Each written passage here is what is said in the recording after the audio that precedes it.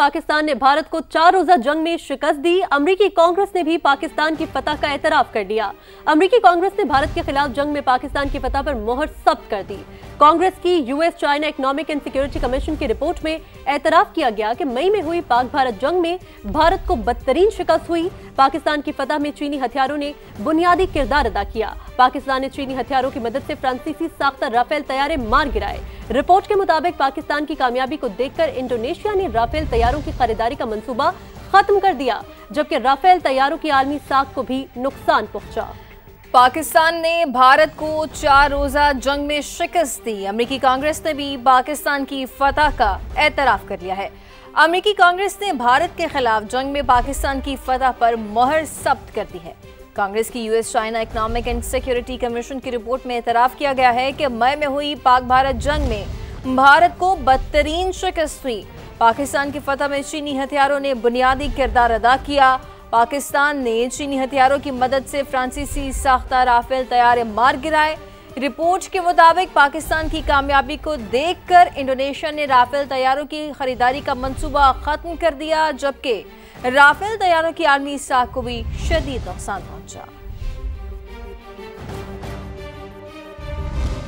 यहां आपको यह भी बताएं कि भारत पाकिस्तान के खिलाफ एक और जंग करने जा रहा था। डोनाल्ड ट्रंप की तस्दीक, कहा मैंने पाक भारत नई जंग रुकवा दी।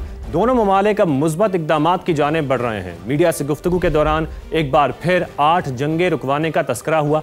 बोले सब कुछ मेरी सोच से ज्यादा जल्दी हो गया। लड़ाइयां रुकवाना काबिल फख्र है। 8 wars. I have another one to go with Putin. I'm a little surprised at Putin. It's taken longer than I thought, but we stopped India and Pakistan. I could go through the list. You know the list better than I do. I'm very proud. And I stopped one that was almost ready to start again, and they're doing very well. वज़ीर आज़म शहबाज शरीफ का tri nation series में शरीक टीमों के एजाज में जोहराना और Pakistan, Sri Lanka, Zimbabwe की cricket टीमों के खिलाड़ी शरीक हैं। तीनों टीमों ने सीरीज में शिरकत करके जिस जज्बे और लगन का मुजाहिरा किया वो काबिल सताइश है। ये कहा गया है वज़ीर आज़म शहबाज शरीफ की जानिब से। आपको बताते चलें कि वज़ीर आज़म शहबाज शरीफ का ट्राई नेशन सीरीज में शरीक टीमों के एजाज में जोहराना पाकिस्तान, श्रीलंका और जिम्बाब्वे की क्रिकेट टीमों के खिलाड़ी शरीक हैं। और वज़ीर आज़म शहबाज शरीफ ने कहा है कि तीनों टीमों ने सीरीज में शिरकत करके जिस जज्बे और लगन का मुजाहिरा किया वो काबिल सताइश है। तमाम खिलाड़ी अपने अपने मुल्क की बेहतरीन नुमाइंदगी कर रहे हैं। वज़ीर आज़म शहबाज शरीफ ने जोहराना देते हुए कहा है कि तमाम खिलाड़ी अपने अपने मुल्क की बेहतरीन नुमाइंदगी कर रहे हैं। और वज़ीर आज़म ने यह भी कहा कि तमाम खिलाड़ी जिस जज्बे और लगन का मुजाहिरा कर रहे हैं वो काबिल सताइश है। वज़ीर आज़म शहबाज शरीफ का ट्राई नेशन सीरीज़ में शरीक टीमों के एजाज़ में जोहराना और पाकिस्तान, श्रीलंका, जिम्बाब्वे की क्रिकेट टीमों के खिलाड़ी शरीक हैं। सऊदी वली अहद का इशाइये के दौरान अमरीकी सदर से खुशगवार जुमलों का तबादला। कहा लोगों ने शर्तें लगाई हैं कि मैं काला सूट पहन कर आऊँगा, लेकिन मैं ब्लैक सूट के बगैर आ गया हूँ। जो लोग शर्त हार चुके हैं उनसे माजरत करता हूँ। Someone told me that there is some of the bidding sites that they are bidding on me wearing black suits, and if you bid on me wearing black suits, I'm coming here with the black suits, they're gonna get almost 17x. So I want to tell them, sorry, you lose the bet. Maybe next time. So thank you, Mr. President. Thank you. Jeffrey Epstein से मुतालिक सवाल करने पर अमेरिकी सदर Donald Trump Barham. अमेरिकी TV ABC news के reporter को खरी खरी सुनाती।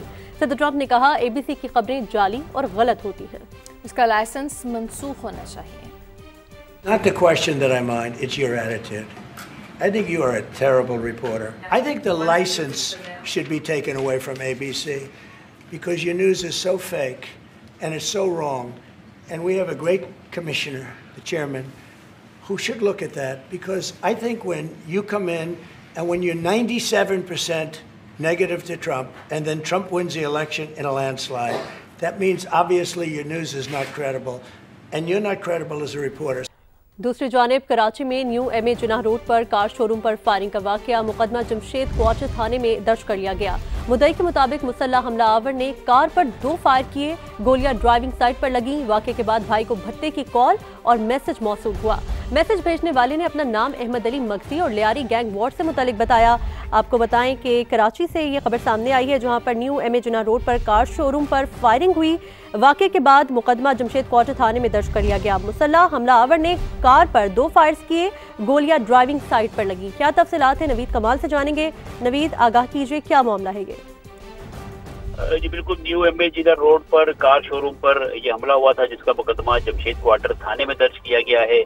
मुकदमे में जो है एक ग्रुप जो बत्ताखोर है उसको नामजद किया गया है। इसमें बताया गया कि मुसल्लह अफराद आए और उनसे फायरिंग की जो गोलियां थी वो गाड़ियों पर लगी। इस पे जो है भत्ते की रकम का जिक्र भी किया गया है कि 50 लाख रुपए भत्ता तलब किया गया। अहमद अली मक्सी का जिक्र है, जिसका ताल्लुक लियारी गैंगवार से बताया गया है। जी नवीद, बहुत शुक्रिया आपका। खबर है हैदराबाद से, जहां नूरानी बस्ती में फायरिंग से 2 अफराद जाम बहक हो गए हैं। पुलिस की भारी नफरी जय वक़ुआ पर पहुंच गई है। लाशें अस्पताल मुंतकिल की जा रही हैं। इस पर तफसीलात क्या है जानते हैं। इम्तियाज़ अली खावड़ हमारे साथ मौजूद हैं। इम्तियाज़, बताइएगा फायरिंग क्यों की गई, क्या कोई वजह सामने आई? जी बिल्कुल, ये अफसोसनाक वाकया हैदराबाद के इलाके नूरानी बस्ती मुस्तफ़ा पार्क के सामने होटल पे बैठे हुए 2 नौजवानों को एक मोटरसाइकिल पर 2 नामालूम अफराद आए। उन्होंने अंधाधुंध फायरिंग कर दी, जिसके नतीजे में 2 नौजवान, एक का नाम आसिफ और जबकि दूसरे का नाम जुबैर है, वो मौके पर ही जाम बहक हो चुके हैं। इतला मिलते ही जो है पुलिस वहां पर पहुंच गई। दोनों जो है कानूनी कार्रवाइयों के बाद लाशों को सिविल अस्पताल हैदराबाद मुंतकिल कर दिया है। इस वक्त दोनों जो डेड बॉडीज है सिविल अस्पताल हैदराबाद के मुर्दा खाना में मौजूद है। उनके वर्सा भी वहां पर पहुंचे हुए हैं और वहां पर पुलिस के खिलाफ और जो मकामी वहां के MP है उनके खिलाफ जो है शदीद नारेबाजी भी की जा रही है। उनका ये कहना है कि हमारे भाइयों को जो है कत्ल करवाया गया है। बहुत शुक्रिया आपका इम्तियाज तफसीलात के लिए। आपको बताएं कि साबिक ADCR सियालकोट इकबाल संघेड़ा को रावलपिंडी पुलिस की खुसूसी टीम ने दोबारा गिरफ्तार कर लिया। मुल्जिम फौरी तौर पर लाहौर जेल मुंतकिल। इकबाल संघेड़ा के फरार से मुआवनत फराहम करने वाले भाई और सहूलतकारों की गिरफ्तारी के लिए भी कोशिशें जारी हैं। इस हवाले से मजीद तफसीलात जानते हैं रावलपिंडी में समा के नुमाइंदे यासिर हकीम से। यासिर, तफसीलन आगाह कीजिए। देखिए, बिल्कुल पुलिस हिरासत से फरार होने वाले साबिक ADCR सियालकोट इकबाल संघेड़ा को रावलपिंडी पुलिस की खुसूसी टीम ने दोबारा गिरफ्तार कर लिया है। इस हवाले से ये तफसीलात सामने आई है कि रावलपिंडी पुलिस की 3 टीमें इनकी गिरफ्तारी के लिए काम कर रही थी, जिन्हें कानून नाफिज करने वाले इदारों की मामनत भी हासिल थी। उन्हीं में से एक टीम को यह कामयाबी हासिल हुई है। पुलिस हुकाम का ये दावा है कि इनके साथियों की गिरफ्तारी के लिए और इनके सहूलतकारों की गिरफ्तारी के लिए फ़िलहाल इनकी गिरफ्तारी की लोकेशन जो है वो उसे डिस्क्लोज़ नहीं किया जा रहा।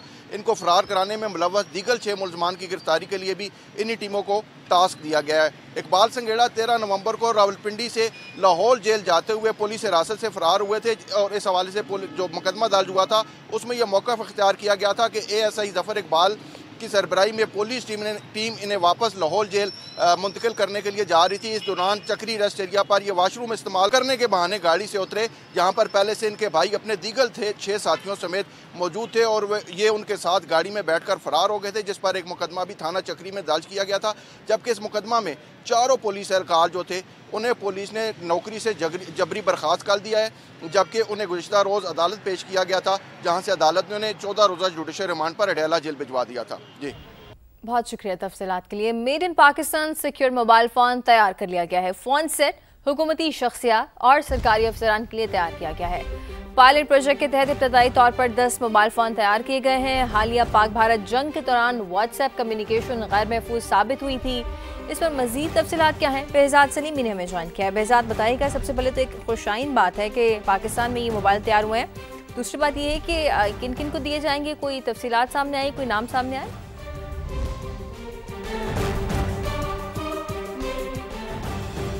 जी, साइबर हमलों से बचाव और सरकारी मालूमात के महफूज तबादले के लिए ये एक बड़ी अहम पेशरफ्त है कि पाकिस्तानी माहिरीन ने एक secure made in Pakistan mobile phone तैयार कर लिया है। ये मेड इन मोबाइल फ़ोन जो है वो NTC और दीगर माहिरीन हैं, उन्होंने मिलकर तैयार किया है। पायलट प्रोजेक्ट के तहत इब्तदाई तौर पर 10 मोबाइल फ़ोन तैयार किए जा चुके हैं और इस हवाले से जो NTC के जो MD हैं उनकी जानिब से जो रिपोर्ट है वो आला हुक्काम को पेश कर दी गई है। ये ना सिर्फ इस सिक्योर मोबाइल फ़ोन का जो सॉफ्टवेयर है बल्कि हार्डवेयर भी पाकिस्तान में तैयार किया गया है। इसकी इंटरनेट से कोई कनेक्टिविटी नहीं होगी। ये पाकिस्तान के जो टेलीकॉम ऑपरेटर्स हैं उनकी सिम इनमें इस्तेमाल की जा सकेगी। सिक्योर मोबाइल फ़ोन से दूसरे सिक्योर मोबाइल फ़ोन पर ही कम्युनिकेशन हो सकेगी। इसी तरह इस मोबाइल फ़ोन का कोई बैकअप नहीं होगा और ना ही इसकी इंटरनेट से कनेक्टिविटी होगी। इस हवाले से बताया गया है कि हालिया पाक भारत जंग के दौरान व्हाट्सएप की जो कम्युनिकेशन है वो गैर महफूज साबित हुई थी, जिसके तनाजर में